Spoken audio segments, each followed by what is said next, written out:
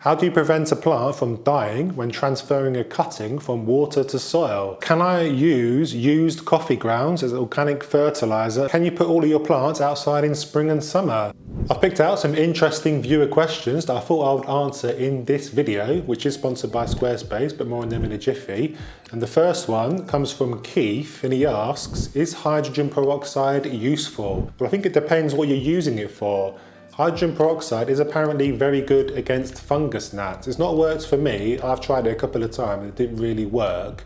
But loads and loads of people in the comments to my videos swear by it. They say hydrogen peroxide works. You're supposed to use a diluted amount in water and then put it into the soil of your plants, and that kills the eggs and the larvae apparently. So give that a go. And then also hydrogen peroxide can work as a spray on roots. So if you've got a root rot problem, cut out the root rot, spray the healthy roots with hydrogen peroxide, and that's supposed to sterilise the roots effectively and stop it spreading to the rest of the plant. So Anna asks, I've started giving my plants diluted feed every time I water.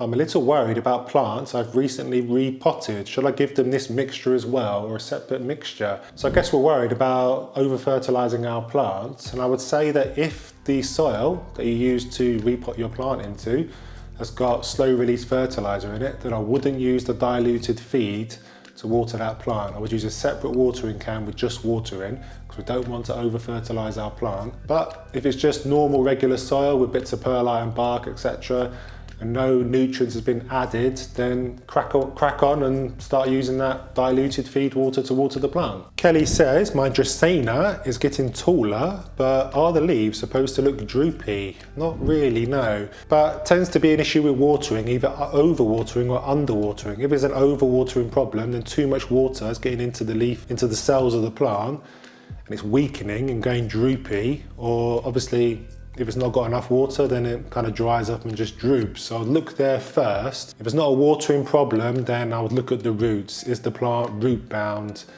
Is it struggling like that? And then maybe look at the light as well. Maybe it wants a brighter spot, or maybe it's got too much sun. What plant lights are best for indoors and good value for money? So the first plant light I ever got was from Amazon.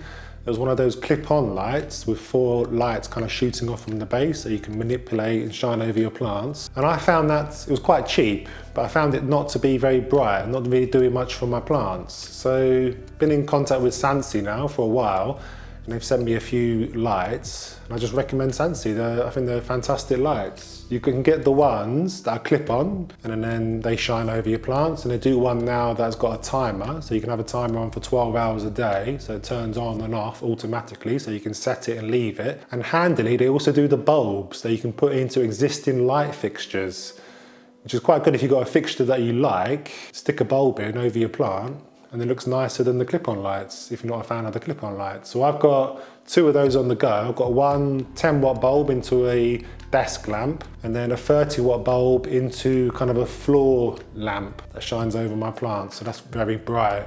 So if you're going to do that though, just make sure that the wattage, the fixture has the correct maximum wattage for the bulb that you're putting in. You don't want any fire issues. So Lisa says, my pink princess philodendron is basically one very nice stem cutting. I want to eventually propagate it to make it a fuller bushy plant. How and when should I do this, and should I just let it be just one vine? So with philodendron plants, I do tend to like just having the pot with one plant in, and then maybe having that staked against something, and then just facing in one direction, so all the leaves face in one direction. But you can propagate philodendron. I don't have the philodendron pink princess, never had that one, but I don't see any issues with propagating it. And once you do cut it, then basically just a new stem will start to grow, so you won't kill the plant or anything like that, and you'll be able to have an extra plant on the go, maybe to sell or keep or give away to friends. So Tim asks, my plants are taken care of well, but for 2 years they just won't grow, especially my 2 rubber tree plants. So this is a problem I often get asked about in the comments to my videos, and it's actually something I cover in my Plant Parents Troubleshooting Handbook that you can download completely for free by following the link in the description to this video. It's got all the common plant problems that you might see, why they happen, and then what to do about it. But to answer the question, If a plant is not growing, or if roots of a propagation aren't appearing, then it's always normally to do with light, lack of light. Light is the thing that makes things grow. So I would put your plant somewhere brighter if you can. But if you think that the plant is in the brightest spot that it can go and it's still not growing, then I would maybe look at the roots and the soil and the nutrients as well. Maybe the plant's not getting enough nutrients to support the growth that it wants to put out. Maybe it needs a repot because it's root bound, that tends to be a problem. But my first thing would be to look at light. So Joe says, can I use used coffee grounds as organic fertiliser better than industrial fertiliser? So I don't think using coffee grounds will be a good replacement for fertiliser, because fertiliser has been developed to give the plant everything it needs to grow. It's got potassium, phosphorus and nitrogen, so it's got everything it needs, whereas used coffee grounds won't have all those elements, won't have the trace nutrients either. Can be quite a good soil amendment, so lighting it up, and it can be quite good, but I would stick to using fertiliser that's been specifically developed for houseplants. So Hayley asks, is there any sort of transition needed when moving a plant from all natural sunlight to a grow light? To be honest, I don't think there is. There's no issues that I can see anyway. I think the light from a grow light will be friendlier than sunlight. So I would put them under grow lights without any problems. Just be careful not to put the grow light too close to the leaves, which can burn the leaves. I found that with my green orange plant, quite a sensitive plant to light, had a grow light over it and it was too close, so it blackened the leaves, so just be wary of that. So one from Eva, can you put all of your plants outside in spring and summer? So yes, you can. This is quite a good hack for getting extra growth out of your plants, because no matter where you put your plants inside, it won't be a match for the light they'll get outside in your garden or balcony, because of the ceilings hanging over them obviously. But just don't put them in direct sun, because they won't be used to that. So try to aim for shade, or maybe semi-shade if you've got the right plant that will like semi-shade, a bit of sun. But yeah, they'll lap up the extra rays and they'll also enjoy the extra rain as well. The free nitrogen that we get from the rain landing on the plants, they'll absolutely love that. So Donna has a bit of a scary one. I had a big, beautiful spider plant that was doing great. After a couple of years, the leaves started turning brown from the inside of the plant. Not changed any of my care routine. What would have caused the leaves at the roots to brown? So this sounds like maybe an overwatering issue. Maybe you've got a bit of root rot in the soil on the roots. It's kind of rotting the plant from the bottom and it's getting into the leaves. So it sounds like a root problem anyway, so I'd get the plant out of the pot, have a look at the roots, and if anything's looking black or if anything smells, then you've got an issue that you need to start cutting away the roots, maybe spray with hydrogen peroxide to stop it spreading, repot into fresh soil, put it in a nice bright spot, and fingers crossed it will bounce back. So if you didn't know, then Sheffield Made Plants has its very own website, and I used Squarespace to set it all up, and I'm really glad I did. So I don't mind admitting that I'm an absolute glazed donut when it comes to this website malarkey, and I had no idea where to even begin. But Squarespace makes it really easy with their easy to use templates with SEO and AI tools to help you get discovered fast and show up more often to more people. So if you're thinking of starting your own website and you're really not sure where to begin like I was, then why not head over to squarespace.com for a free trial to check it all out for yourself and see how easy it is to get started. And when you're ready to launch, just follow my link in the description to bag yourself a 10% discount off your first purchase of a website or a domain.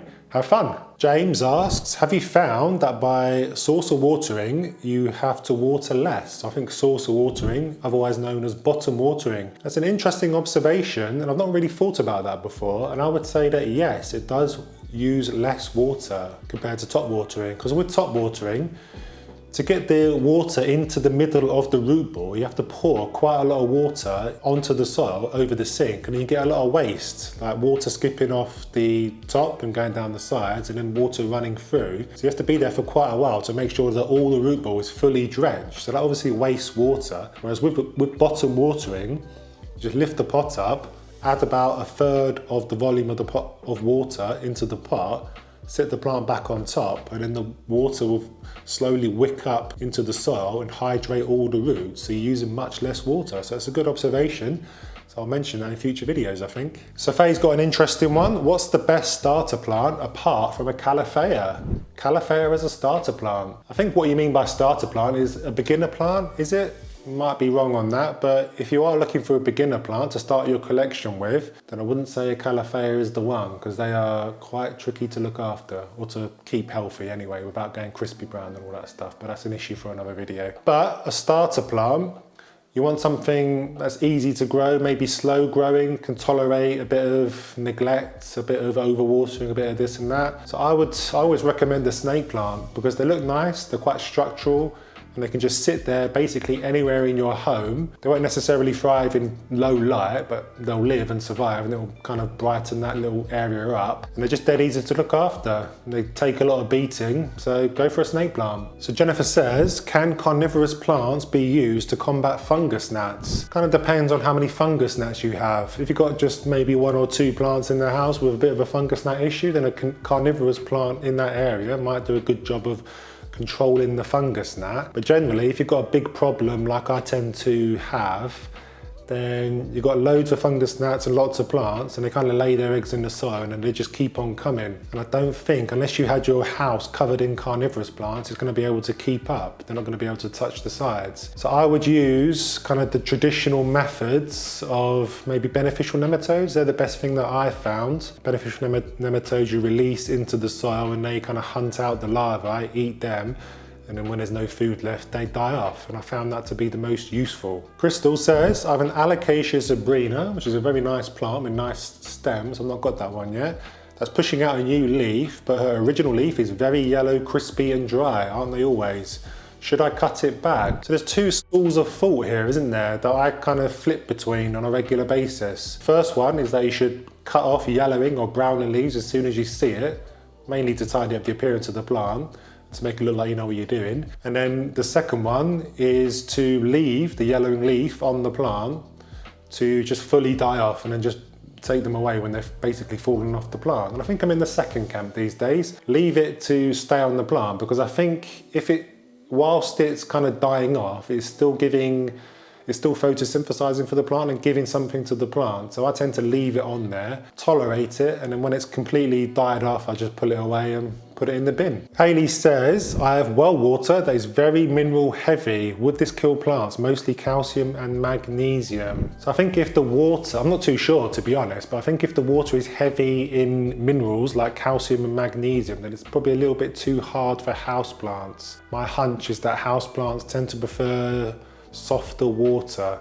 I'd also look into the pH of it as well. If it's too alkaline, then plants aren't going to like that. So I'd test for the pH. If it's too alkaline, if it's too heavy, then I would maybe source alternative water, maybe distilled water if it's cheap enough in your area. Indra asks, does cinnamon water work to get rid of fungus gnats? I'm not sure about cinnamon water. I think that's more to do with spider mites and things that suck the sap off the leaves and stems of the plant. But for fungus gnats, I think you're supposed to put a layer of Ceylon cinnamon powder on top of the soil, and apparently the fungus gnat doesn't like that, doesn't like the cinnamon, so they won't go into the soil. Kind of a natural way of trying to control fungus gnats, but I don't think it will work by itself. You need other things to combat it, like the yellow sticky traps, to kind of keep an eye on how big a problem you have. So if your sticky traps are absolutely covered, then you know you've got a bigger problem. And I always recommend beneficial nematodes. They're the best thing that's worked for me. So I used that twice last year. So I used beneficial nematodes. I got rid of them for months, but they come back like they always do, and I used it again. So I think with fungus gnats, it's an issue that you kind of have to treat yearly. That's what I've kind of realized, unfortunately. So Claire says, I have a moisture meter. Should I wait until it reads 1 for all plants, or water some when it reads 3? Quite an interesting question. I would say in the dry zone. So you don't have to necessarily wait until it gets to 1. That maybe shows that it's a little bit too dry in the soil. The kind of ideal spot for me is 3, but if it goes beyond like into 2 and 1, then I've left it maybe a bit too long. But as long as it's on 3, I then water my plants, and that kind of applies to all my plants like Calafeas and Coleus. That tends to like a bit of moisture in the soil at all times. So aim for 3. How do you prevent a plant from dying when transferring a cutting from water to soil? So this is an issue where the roots, basically the cutting has grown water roots, and then we're transferring it from that nice wet environment that it's been living in and growing up in into a dry environment, which is the soil. So the best way to not kill your cuttings is to keep that soil moist for the first few weeks of the cutting's life. So maybe 3 weeks, something like that. Just make sure the soil never dries out, and that'll help the water roots kind of adapt to their new home, and then new growth should shoot from there. Brenda asks, what's the best way to get a snake plant to grow? I would always say light. Light is the main thing that makes things grow, especially with a snake plant, because most people don't realize that a snake plant can live in full sun. Kind of depends where you live a little bit. If you live somewhere that's really, really hot with blazing hot sun, don't necessarily want to stick it on a south-facing windowsill if you're in the northern hemisphere. So I'll try putting it in a brighter spot, bit of sun, and see how it gets on. Keep an eye on it. Other than that, if you can't get anything out of it, then I would maybe look at the roots, the nutrients and the soil again, just to make sure that everything's hunky-dory there. Will diatomaceous earth help with fungus gnats if I put it on top of the soil? So similar to cinnamon, diatomaceous earth I think will work a bit better, because it's basically a silica that the fungus gnat, when it goes onto it, kind of cuts it up into pieces. So I've got a video on using diatomaceous earth for pests. I'll put a link up in the top right somewhere. Judy asks, are mycorrhizae, it's quite tricky to pronounce for me apparently, beneficial for houseplants? So interesting you should say that, because I've just started an experiment where I've given a couple of plants some root max, which has mycorrhizal fungi, really don't know how to pronounce that. And I've given that to the roots of a couple of plants to see how they respond. So I'm going to monitor the results and then do a video on that later this year. So apparently this stuff is supposed to be good for roots. It's supposed to improve rooting and growth. So houseplants should be loving that. So I've got a couple of plants on that and a couple of plants, similar plants that aren't on it, and I'm comparing the growth of those two, so watch out for that video. For more personal questions and to get to know me a bit better, then why not check out my last Q&A video that I did on the channel that I'll link here, and I'll see you there.